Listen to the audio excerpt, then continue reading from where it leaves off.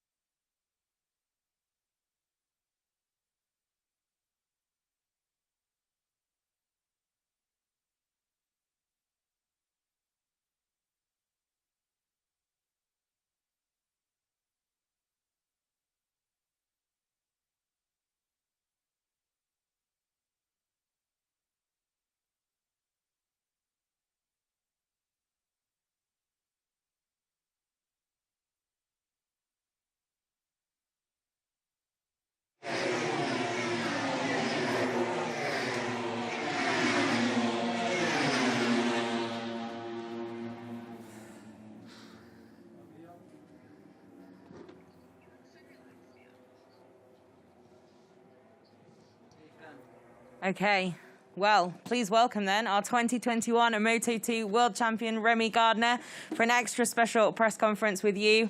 I'm going to keep the classic questions, keep it simple at the start. First of all, thank you. As I'm sure you've already explained a few times, how does it feel to finally wrap it up here after such a long season of consistency and tension, but just incredible season from you? Yeah, it's definitely been an intense season.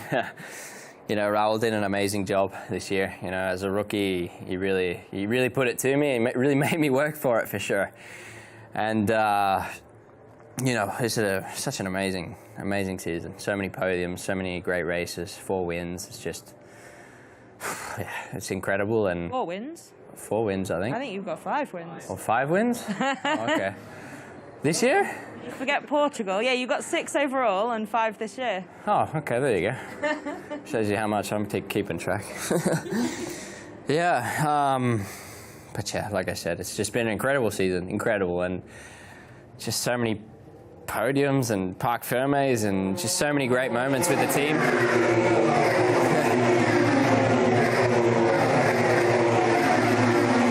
Where's Valentino? 10th.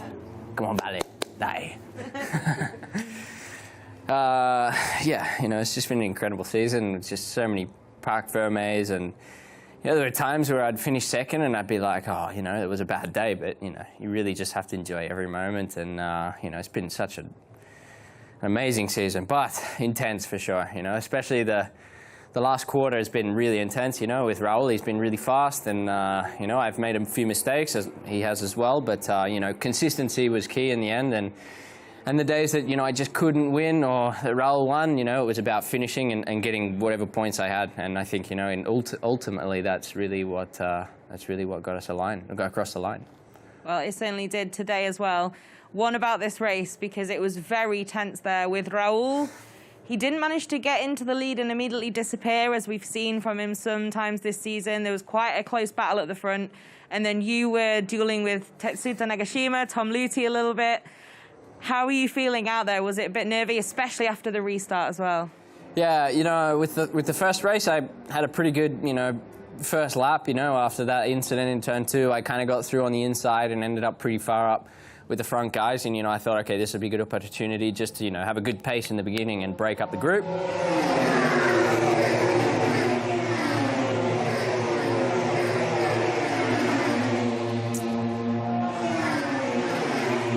Yeah, you know, I thought it'd be a good opportunity to just go with the guys, break up the group, and just have a good, consistent race. Obviously, with the red flag, everything stopped. I think everyone got to the restart, so, you know, there was no less riders out there. And, yeah, made a good start on both races. And, yeah, second restart wasn't as good on the first lap. And, you know, the guys were, for the first few laps, was hanging there, you know, just going with the guys. But a little bit scary because up the front I saw there was a bit of commotion going on and guys were passing and Raul was going for it. And I thought, you know what, I'm not gonna put myself in the middle there. I'm just going to hang back. But, yeah, then I came under fire from the guys behind.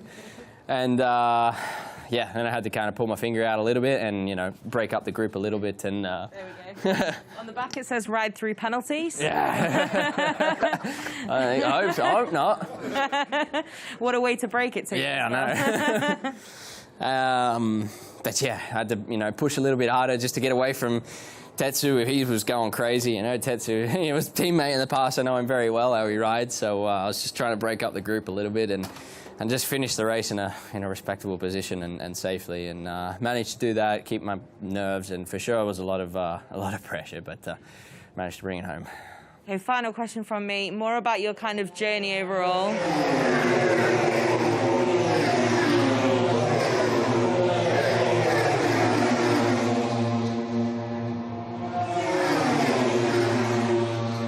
So obviously you've had a long career in the World Championship now, plenty of success.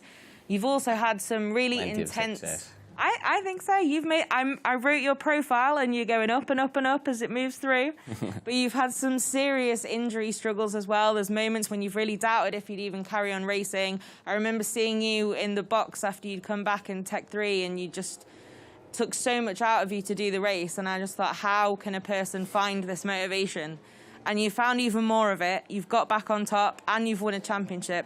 How does that feel? Is it kind of sunk in for you yet that you've really reached that pinnacle? Yeah, hasn't really sunk in yet, to be honest, you know. For sure there's been so many hard years, for sure, and definitely decent success this year. And even last year, you know, I really kind of changed my chip last year and, you know, started to go a bit better. You know, even though I didn't have the most podiums in the world and yeah, I just really managed to, you know, kind of get my mind under control, and, you know, everything was kind of falling into place, and really just trying to keep positive about everything. But yeah, definitely from 2015 to even 2019, they were really, really tough years for me. And like I said, yeah.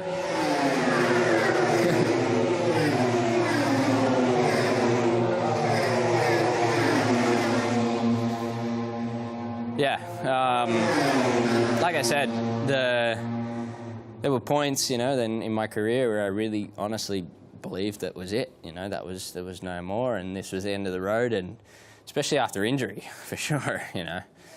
And just fighting through that was just incredibly difficult. If you told yourself back then that you'd be Moto2 World Champion in 2021, would you have believed it? Probably not, no. Yeah, it's just taken a turn for sure. Well, congratulations. I'm sure everyone is really, really happy to see you get so much success after that road here.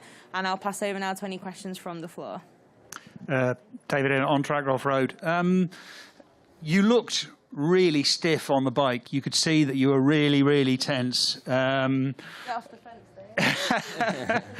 Dave. Was that made worse by the fact that it was restarted? And were you, I mean, what was your focus? Because you knew 13th would be enough, but it's so much harder to fight for 13th than it is to fight for, you know, the podium. Yeah, for sure, I was stiff on the bike. You know, there's no doubt. I'm sure you saw it. the broken ribs probably wasn't helping, you know. You know, that's a bit difficult to move around the bike, you know, aggressively, and, you know, it's also about finishing the race, obviously. The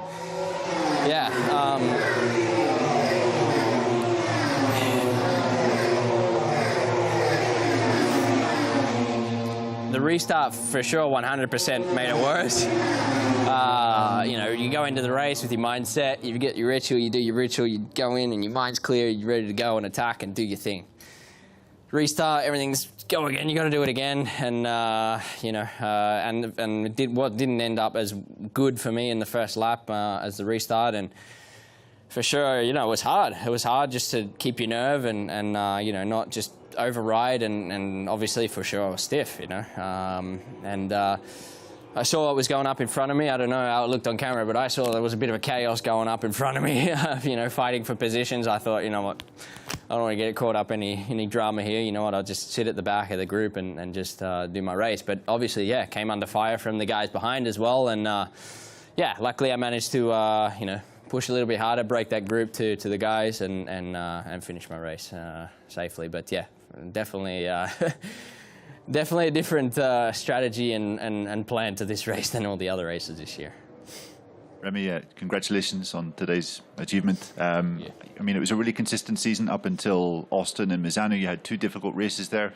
How did you deal with that situation? How did you make sure that the pressure didn't get too much? Because, as you said, Raul was coming and so strong everywhere. Yeah.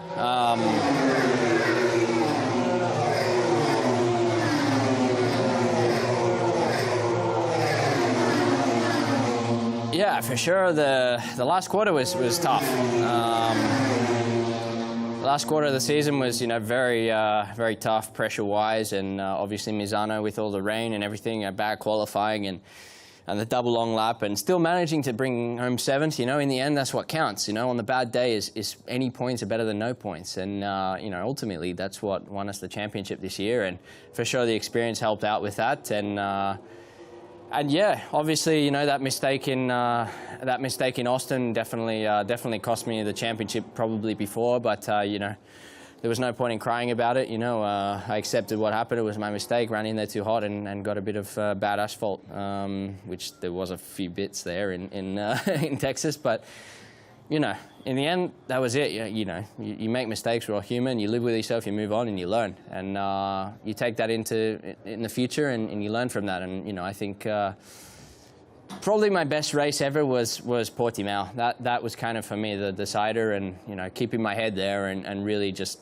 sticking with my guns with that hard tire and really believing in myself and having the ultimate speed in Portimao as well. I think was key. And yeah, for me, what decided was Portimao. So, Imre Pavlovic from Motorrad and Motorsport Aktuell from Germany.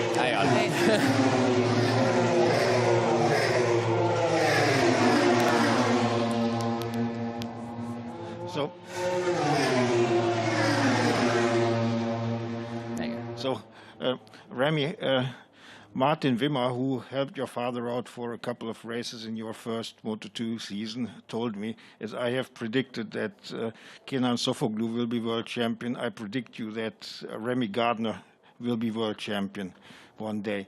Did he tell you, and what was it that he saw this in you? Yeah, for sure, Martin. I remember back in the day, back in Tasca days. Yeah, he was there, you know, trying to help out, and yeah, I remember he's like, "You will be world champion one day." I said, "Yeah, okay, sure."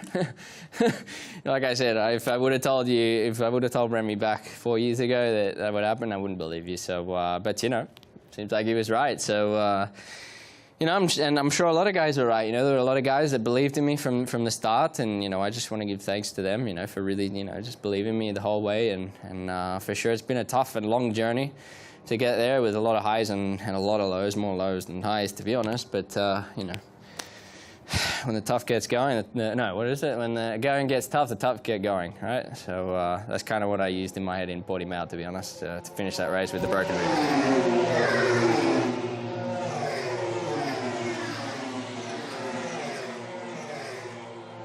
Hello, Remy. Diogo from Motorcycle Sports. First of all, congratulations for the championship. And two quick questions. Before the race, did your father tell you anything? Did Yeah. any kind of the advice? Before or after? I think Before. Before? No, I didn't. I don't know. I don't know. I know what I had to do, and no, nothing before. I know what I had to do, and it was pretty clear, and there was not much anyone could tell me. So I knew what I had to do. I knew what I had to do, and I had everything clear, and Aki as well. Keeps me calm, and we went out and did it. So I didn't see him until the after the race, actually. Second question. We have been seeing the rookies on MotoGP getting more aggressive, and they are more competitive every year. Do you think that you can be also competitive next year and aggressive, or you will be on the processing, learning? For sure. Seems like the level of us younger generation guys is quite high. Yeah, I mean, for sure, there's guys in MotoGP that have got a lot of experience, a lot of years, and, a lot of world champions in MotoGP.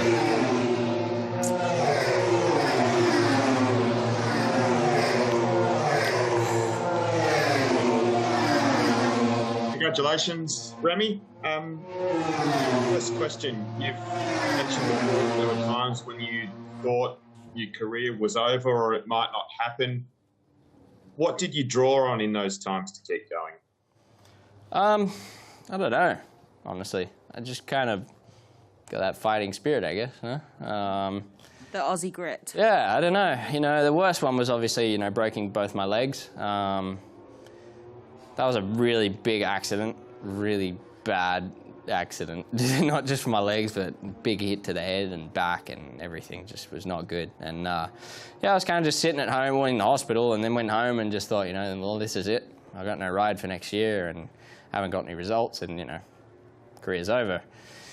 I don't know, just sitting there, just playing my PlayStation one day and just thinking, what choice do I have, It's either just sit here and cry about it, or pick yourself up and push like a motherfucker until you're dead, And that's all I did, and just pushed to the end and just picked myself up and went to physio 8 hours a day until I was literally passing out and getting dizzy spells just from trying to walk earlier than whatever I was supposed to be. The doctor said 3 months in a wheelchair, and third week I was already waddling around the house like a penguin. So yeah. Yeah, I don't know, just lots of internal grit, I guess, just that never give up spirit, and it paid off. Today it paid off. Thank you. And second question, just talk to us about winning a world championship as a Gardner, and what that means to you and what it means to your father.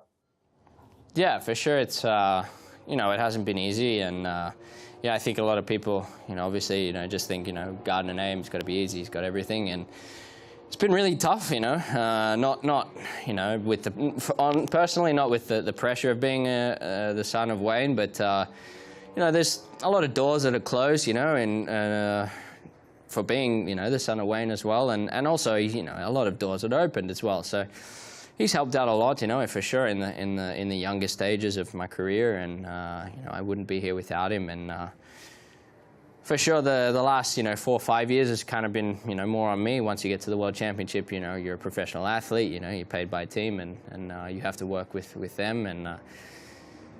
And for sure, for me, it was on me, to learn and improve on myself, and work with people and create my own relations and keep going forward in life. So, but for sure, incredible moment for me and for my dad, and it's a dream that we share.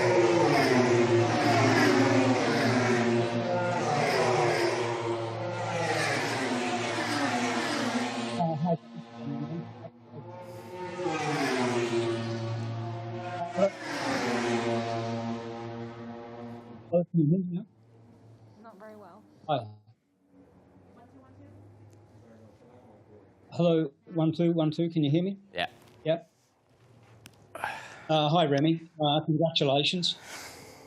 I just wanted to ask you, now you've got the Moto2 title out of the way, I know from a young guy the really big dream or aim is the MotoGP championship. Do you think winning this title and putting it together in this experience is now a really good platform to do the thing probably that you really want to do, which is the Premier Class Championship? For sure, winning the title is incredible, and it gives you, I think it gives you an understanding of what you need to do, how you need to do it, and how to contain your emotions, push when it's necessary, take the points when you can't win.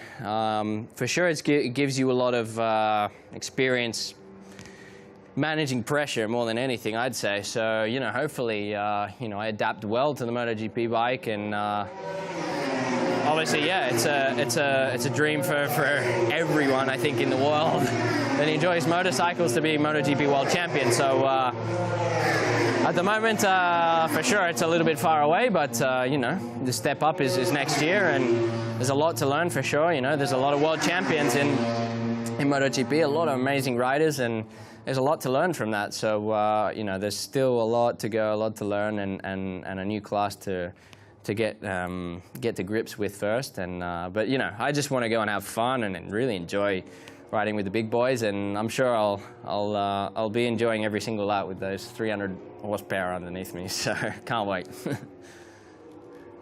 Okay, those are all of our questions. So now I'm guessing beers, yes.